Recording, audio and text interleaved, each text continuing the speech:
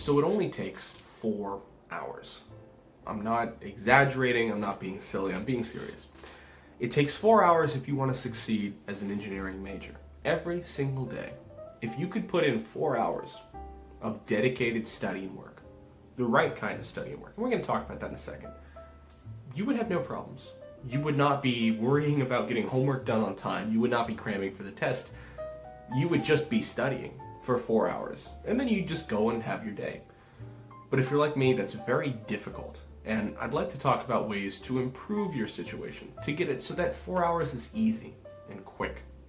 My name is Mike, and welcome to my channel. In today's video, we're going to talk about how you can get 4 hours of dedicated study time, the right kind of study time, and how you, whoever you are out there, can become a better engineering student quickly and proficiently using a couple simple rules that'll vastly expedite your ability to learn. Let's go ahead and get right into it. So let's talk about step one. Step one is to get something called Pomodoro Timer going on your phone. And there's a couple different ways to do this. We're going to use something called Focus Keeper. This is an app that's available on the App Store, it's available on the Play Store if you have Android, and it's very easy to set up. So the way Focus Timer works is it uses a time blocking technique called the Pomodoro method. The Pomodoro method is stupid simple, and it says that you want to work for 25 minutes, take a break for 5 minutes, and then rinse and repeat. The trick here with time blocking, the reason that it's so effective, is that it works differently than just sitting down and studying. When I sit down and study without anything, without any study aids, and I'm just writing in my notes, what ends up happening is that I get a text from someone, I look at the text, and then I respond politely, and that turns into a conversation. Next thing I know, I've wasted 5, 10, 20 minutes. So what we want to do is avoid that by being very particular about how we spend our time. So the way the Pomodoro method works is it says you have 25 minutes. That's 5 minutes. You have 25 minutes. And in that 25 minutes, there is nothing going on in the world other than you're studying. Whatever's in hand right here, this is the world. Do it for 25 minutes. And the cool thing about this is if a text comes in, if something comes up and your phone's not on Do Not Disturb for some reason, you can tell yourself, you can look at the timer and say, it can wait. It can wait 24 minutes. So you do your work and you push through it. You get your stuff done. Then, 25 minutes later, you get a 5-minute break. This is where you check your phone texts, you respond to people if you need to, you get up, you use the bathroom, you do what you need to do so that you can dive right back in. And the key is don't overwork it, don't work during the 5-minute break, because then you're going to be tempted to use your phone to make up for it during the work sessions. 25 minutes of your life, it is devoted wholly into this. Then you can take your 5-minute break. The cool thing about these 5-minute intervals, the way they're set up, 25 minutes is just as much time as you need to break into the barrier of flow state. And if you do this enough, and you do it with no distractions, it's pretty easy to get yourself into that state of flow. And I can do it usually within the first 25-minute session. And then from there, you're just breezing through it. The first 25 minutes will feel excruciatingly long if you're not used to this. Then the next will feel quicker, and the next will feel even quicker, and next thing you know, you realize that you've spent 3 hours studying, and it's been the most productive 3 hours of your life. And that's what this can afford you, and that's why it's very crucial to learn this early as an engineering student. So the next thing that we do once we understand the time blocking of Pomodoro method is how to actually allocate that time. So here's a little diagram that I have that I hope will help you on how to actually set up to-do lists in a way that work. So let me actually pull up my to-do list as well. This is a little diagram I made, and this is an actual to-do list that I've written for yesterday on what exactly needs to get done in this term for me. And so the first thing is I had a technical writing document which I needed to submit. So I spent time, and a heading here, it says it's an informal, it's a rough draft. So I just spent time writing it. That was it. I crossed it out. You can see there's other stuff I have in here. There's some strength of materials reading that needs to be done, as well as some electrical fundamental stuff. But the key to all of these is that the bullet points should take about 15 to 20 minutes to do each. If you work for 2 hours and you're still on the same bullet point, zoom in and find a smaller goal to set. Because if you set goals that are too big, you're going to feel discouraged. You cannot push through discouragement. You will feel stuck and hopeless. And as an engineering student, that is the worst feeling you can feel. So be very specific with what you spend your time on. Set your goals accordingly. If you set your goals and chunk them right, you'll get a lot more done because you won't be spending that mental effort feeling paralyzed because something's so big. So, for example, one of the goals I put here is literally just to plan my approach to what I'll need to read for the chapter of next week for another course. I'm not even reading it. I'm just spending 15 minutes figuring out what needs to be done and resolving that mental picture in my head.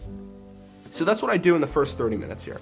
In this little chart, I have a total of here's my pen. I have a total of 4 hours laid out, and this is how I block them every single day.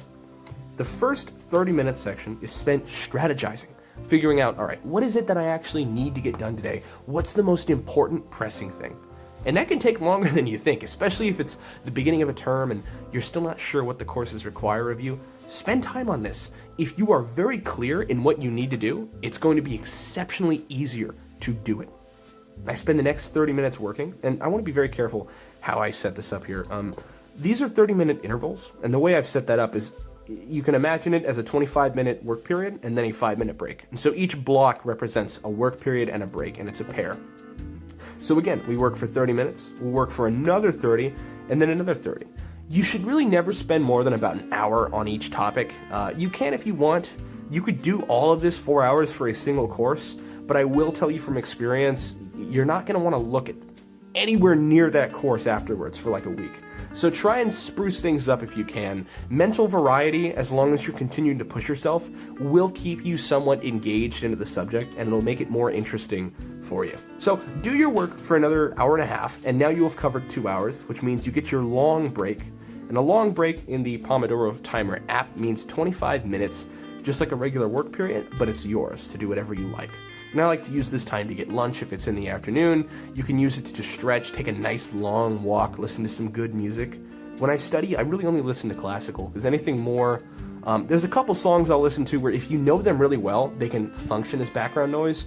But for someone who, even though I love music, I really have to be careful about what I listen to, because if there's a lot of lyrics, I'm really vibing to it, that will pull me away from the school. So do keep that in mind as well. Anyways, do your music stuff, take your long break, come back, and the first 5 minutes of the next 25 minutes, spend time reflecting. Ask yourself 3 questions. How did it go? Do I feel happy with it? That's the first question. The second question is, what went wrong? And the third is, what can I do to fix that? Now, we mentally kind of ask the first 2 in our head a lot, but we don't write it out, and we're not clear about these things. So ask yourself that. Ask yourself, how do I feel? Ask yourself, what went wrong? And then spend 5 minutes writing, what can you do better to fix that? These 3 things right here will very rapidly improve your ability to stay efficient and engaged for 4 hours when you do these study sessions.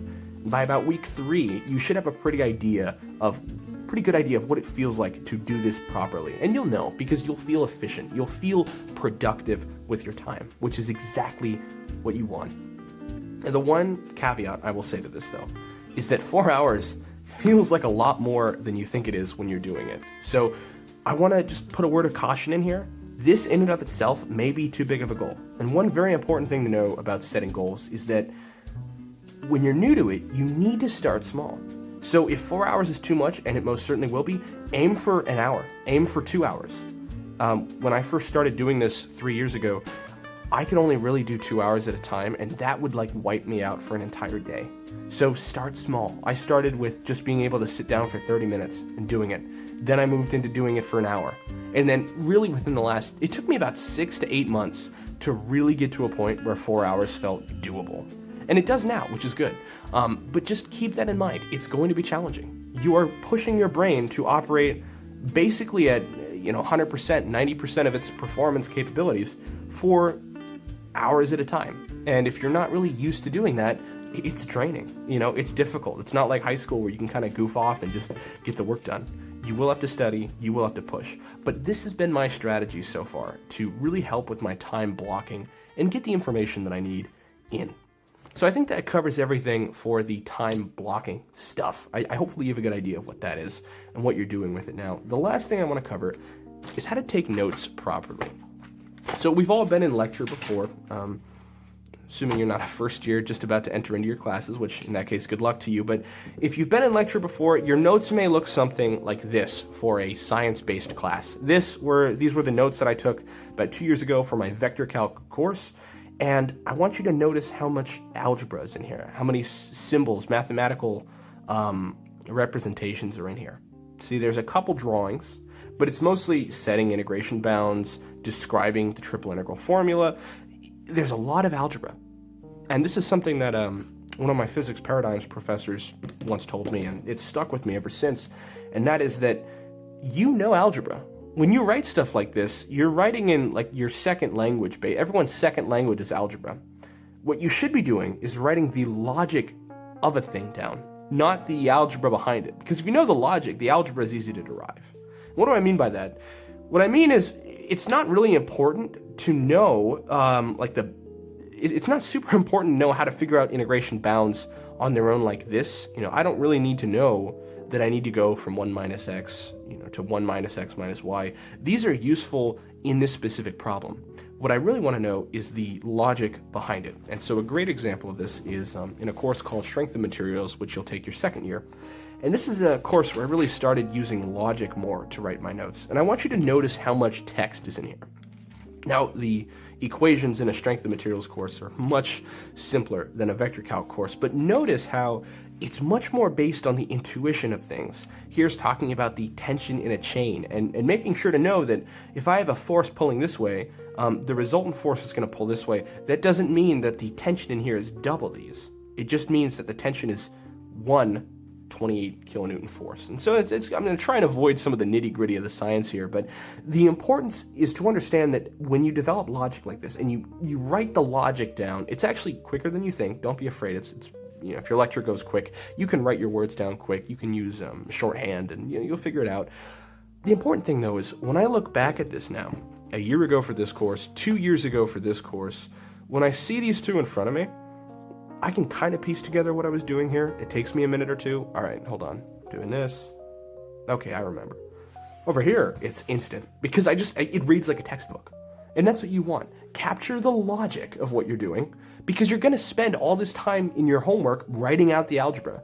So make the most efficient use of your notes. Use the homework for algebra and the notes for logic. Then you can marry the two when you do the homework and you do the tests, and you're going to end up with a better grade. You're going to end up understanding the material correctly because all of this gives you the intuition for the thing. And that's what you want. You want the intuition. So anyways, I think that covers the basics of what it takes to get that 4 hours done correctly. But this is my biggest piece of advice for you is if you're new to the discipline of engineering, of science, of STEM, all of it, it only takes 4 hours, but it takes a very dedicated 4 hours. And I want you to start small with this. See if you can just get done an hour today. See how it feels. Because everyone I've shared this to, once they start applying it, and they do it right with the Pomodoro method, which I'll leave a link for that in the description for the app, and there's also an online one if you want to use your computer. But once people start doing this, every single one invariably tells me, wow, that was the most productive 4 hours I've ever spent. So I encourage you to look into this. I encourage you to try for a week, 2 weeks on this, because it will take time to scale. It will take time to scale and build correctly. And that's the cool thing. The more time you spend working on a skill like this, the more it will pay off for you. So don't give up after a day or two if you don't feel like it's helped immediately. Give it time to develop and kind of simmer and let the knowledge bake itself in. And eventually, I think you'll find that you're going to become almost effortlessly good at the stuff that you once found difficult. It just takes time. You're not too stupid. You're not smart enough. You just got to spend the right time. And I think if you do that, you're going to do great. So good luck, everyone, and I'll see you in the next video. Peace for now.